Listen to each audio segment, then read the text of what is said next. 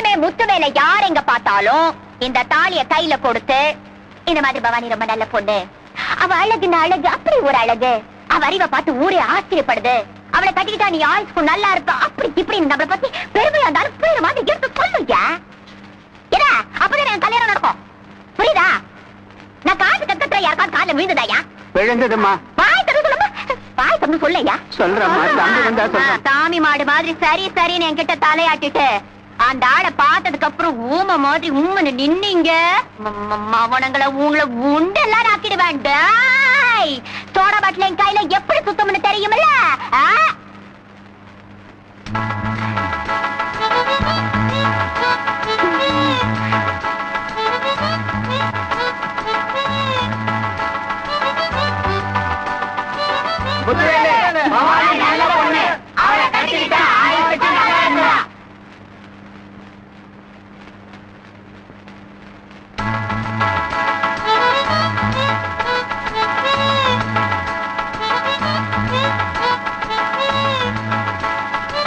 என்னது?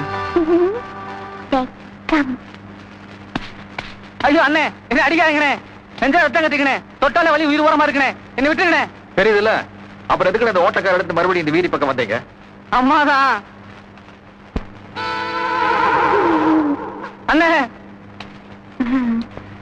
உன்னை பார்த்தா தரையில தான் கோலம் போட சொன்னாங்க என் ஃப்ரெண்ட்ஸ். நான் தாரோடுன்னு கூட பார்க்காம கோலம் போட்டு என் காலெல்லாம் ரத்தம் வருது. பாரியா இவ்வளவு என்ன பிடிக்குதாயா? இன்னும் கொஞ்சம் நல்லா நோண்டு, அடியில இருந்து பெட்ரோல் வர ஓட்ட வண்டிக்கு போட்டு எடுத்து அப்படியே போ. ஆளுகளை பாரு, தாவணி போட மாட்டீங்களாக்க? கரெக்டுப்பா முத்துவேலு, காத்த புடிங்கி விட்டா தான் இந்த பொண்ணோட திமிரு அடங்கும்.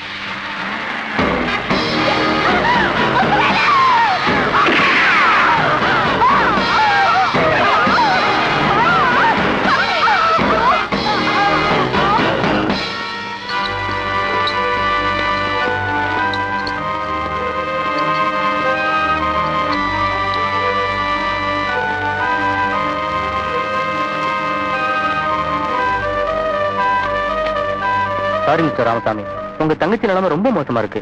மிஞ்சி போனா 1 மணி நேரம் தான் உயிரோட இருப்பாங்க. சொல்ல வேண்டியவங்களுக்குலாம் சொல்லி அனுப்பிச்சிருங்க. டாக்டர், நான் போய் பார்க்கலாமா? போய் பாருங்க. பவானி, பவானி,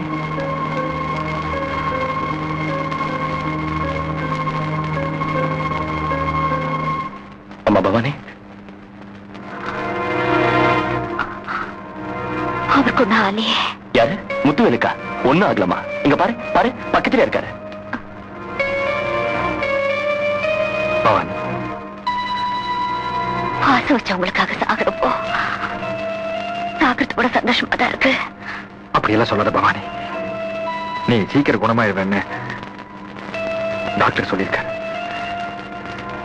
டாக்டர் என்ன சொன்னாருன்னு நான் கேட்டுட்டு தாயா இருந்தேன்.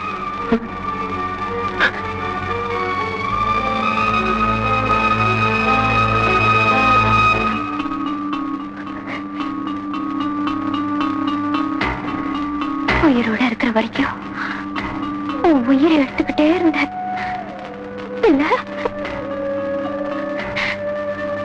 அதெல்லாம் மனசுல வச்சுக்காம இப்ப என் உயிர் போறப்போ ஒண்ணு கேட்பேன். செய்வியா? என் உயிரை காப்பாத்தினது நீதான். சொல்லு, எது வேணும் நான் செய்யறேன்.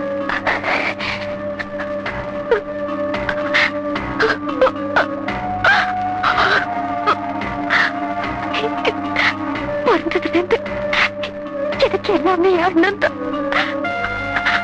அதுக்கு ஆசான ஒன்று இருந்துச்சுன்னா அது நம்ம கல்யாணம் தாயா. பின்னால அது சந்தோஷமா இருக்கணுங்கிறதுக்காக தாயா கேட்க. என் மூச்சு அடங்கிறதுக்குள்ள என் கழுத்துல 3 முடிச்சு போட்டு நம்ம கல்யாணத்தை முடிச்சிருயா. பயப்படாதையா, நான் சீக்கிரமா செத்துருவேன். நீயாவது அவர்கிட்ட சொல்லுங்க, நீயாவது அவர்கிட்ட சொல்லுங்க. சொல்லுங்க.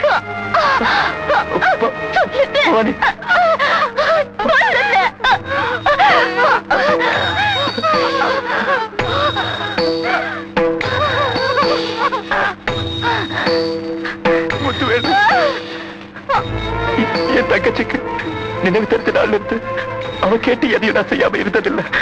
இப்போ இப்போ என் தங்கச்சிக்கு நினைவு இருக்கும் போது அவ ஆசையை நிறைவேற்றி வைப்பு. கடைசி ஆசையை நிறைவேற்றிடு.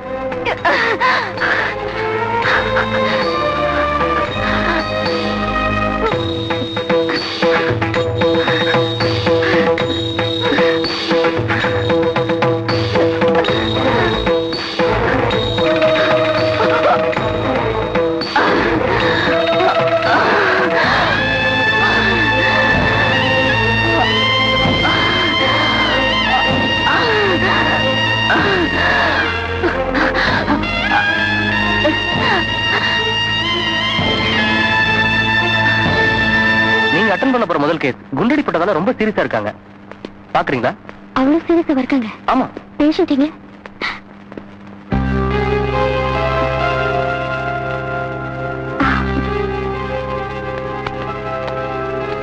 என்னங்க சொல்லாம கொள்ளாம வந்து நிக்கிறாளேன்னு பாக்குறீங்களா?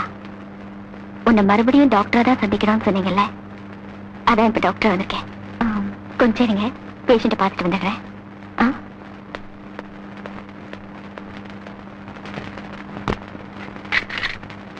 டாக்டர், நான் அந்த ட்ரீட்மெண்ட் எல்லாம் மாத்த போறேன். ஆனா இதுல ரிஸ்க் ஃபேக்டர் கொஞ்சம் அதிகமா இருக்கு. இவங்க ஹஸ்பண்ட் கிட்ட கையெழுத்து வாங்கணும். நர்ஸ், இந்த பேஷண்டோட வீட்டுக்காரரை கொஞ்சம் கூப்பிடுங்க. டாக்டர்,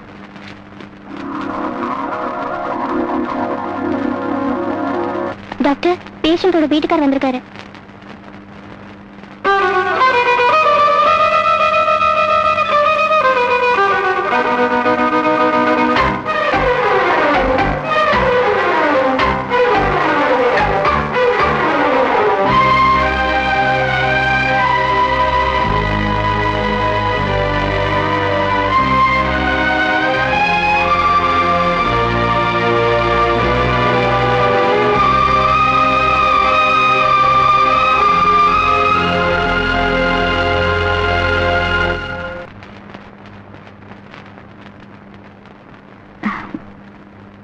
நீங்க சிரிக்கிற அளவுக்கு குணமாயிட்டீங்கன்னா என் முதல் கேஸ்லயே நான் ஜெயிச்சிட்டேன்னு தான் அர்த்தம்.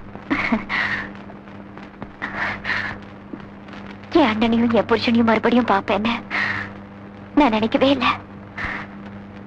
என் உசுரை காப்பாத்துறதே நீங்க தான். ஆயுசு இருக்கிற வரைக்கும் உங்களை நான் மறக்க மாட்டேன். மறக்க மாட்டேன்னு ஒரு பொம்பளை சொல்றதுனால நம்புறேன். அதே ஒரு ஆம்பளை சொல்லியிருந்தா நம்ப மாட்டேன். உங்களை வச்சுட்டு இப்படி சொல்றேன்னு தப்பா எடுத்துக்காதீங்க. என் சொந்த அனுபவத்தை தான் சொல்றேன். பவானி, நீங்க நாளைக்கு வீட்டுக்கு கூட்டிட்டு போலாம். வரேம்மா.